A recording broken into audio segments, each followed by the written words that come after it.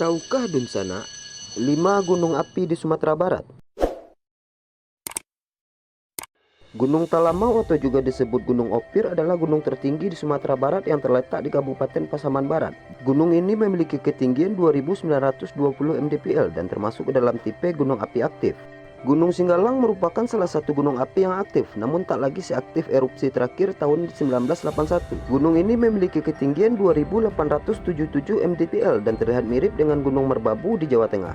Gunung Tandike atau Puncak Triarga adalah gunung berapi aktif yang terletak di dataran tinggi Minangkabau. Gunung ini bertipe stratovolcano serta memiliki 3 kawah. Gunung Talang merupakan gunung berapi yang terletak di Kabupaten Solo dengan ketinggian 2.597 mdpl. Gunung ini masih aktif dan salah satu kawahnya disebut dengan Danau Talang.